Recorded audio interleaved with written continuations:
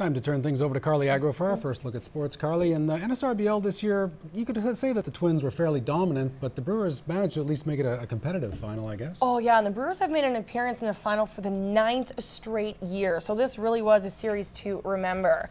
Well, after slipping by the Brew Crew Tuesday night 4-3, the Lloydminster Twins were just one game away from hoisting the NSRBL championship for the 3rd straight season last night, but they would have to do it for the 3rd consecutive year down in Wilkie.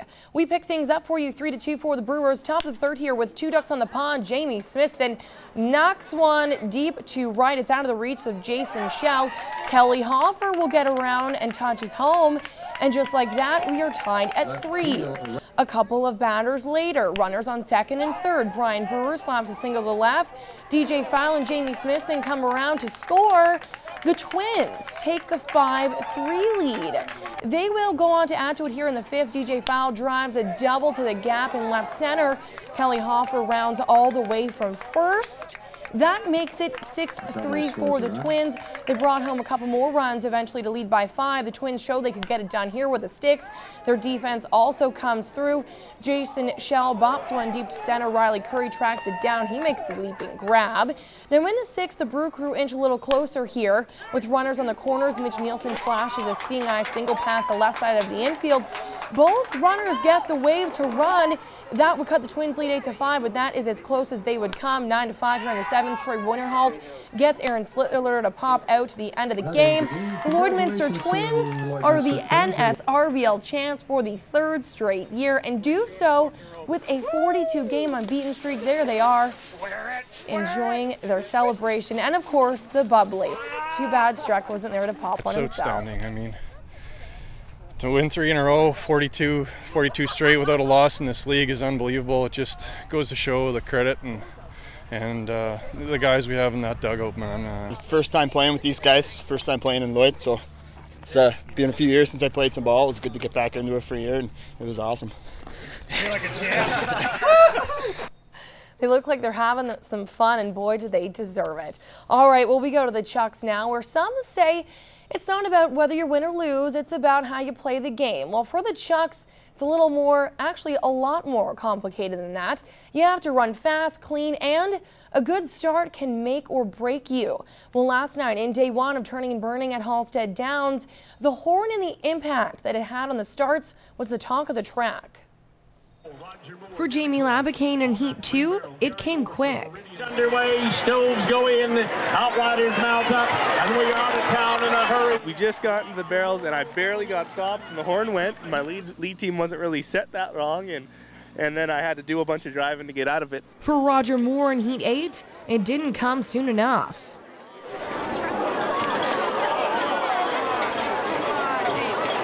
Whoa, frisky. Offside, 5 yards. That's what it would be in football. Well, it's very frustrating. Like those horses are trained the second time that they pull into the barrels that they're park for a little bit and go. That's the way they're trained.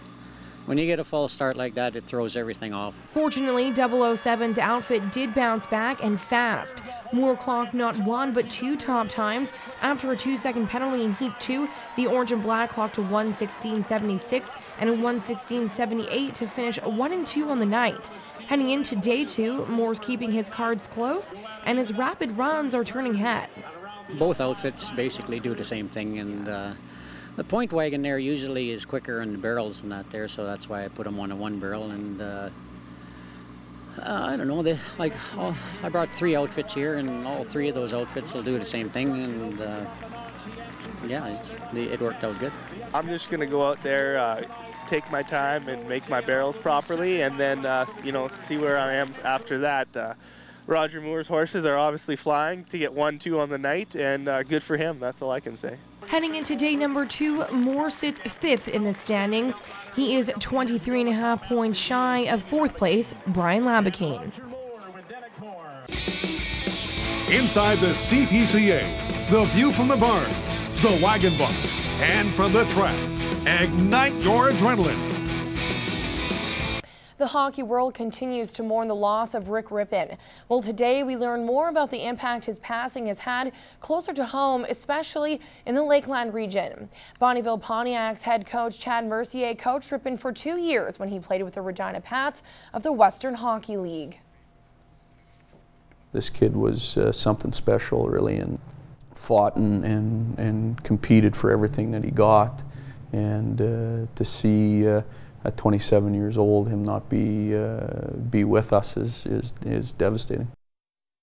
Mercier says Rippon was the kind of player who didn't just learn from his coaches, but he taught them too. He made a huge impact on my life in regards to understanding what level it took of commitment. And so I think everything you're hearing and reading, everybody he touched has a lot of the same things to say about him. Offense or whatever. Rippon's former coach believes everybody handles a tragedy like this differently. Mercier plans on keeping his spirit For me, alive. Personally, it's going to be remembering and honoring and talking about and letting people know what a terrific young man this guy was.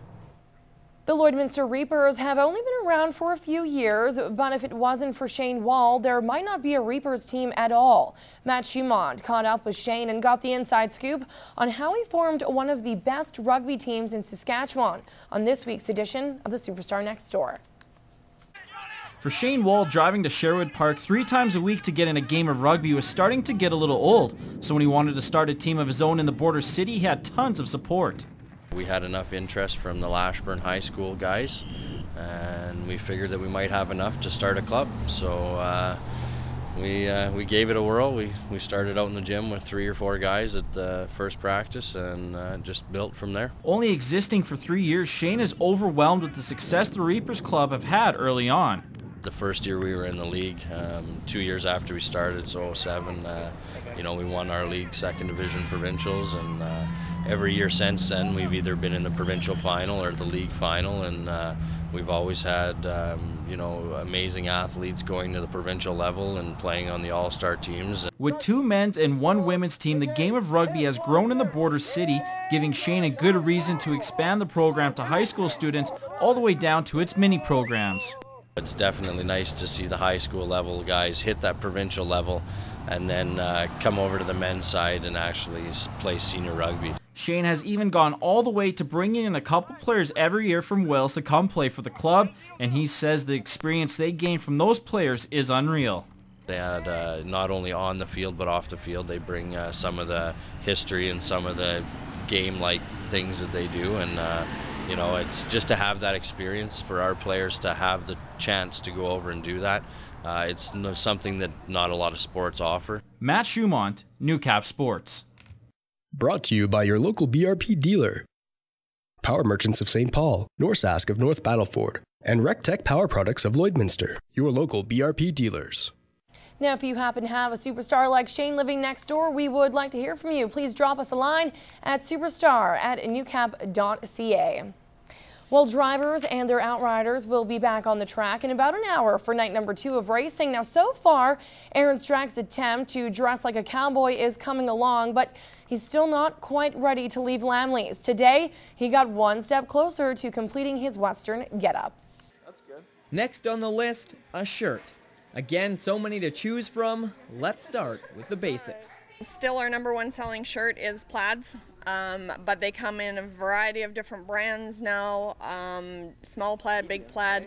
Now they're starting to come out with some that are a little bit more trendier looking. I've gone so far with what I typically think cowboys wear, but plaid, we're changing it up. They're starting to go a little into some of the more patterns or stripes. A lot of our Cinch brand actually came out with quite a few of almost like a paisley pattern and just something different. That sounds more my style.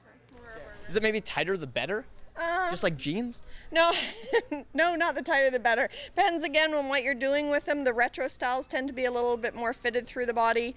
Some of the other styles where you're actually going to be working in them or riding, roping, that kind of thing are a little bit looser so that you can move in them. I guess beggars can't be choosers. The one I'm looking for just got harder with limited sizes. Probably a small. Yes. Or extra small. Yeah, and they don't. Most of them don't even come small, and definitely not extra the smalls. That's Okay. gonna be the best way Okay. But once we wrangled up a few, it was time to try them on.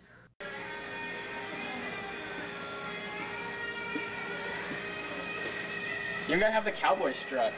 Now that I have the base of my outfit complete, there's just one part that I need to top it all off. Aaron Strack, New Cap Sports.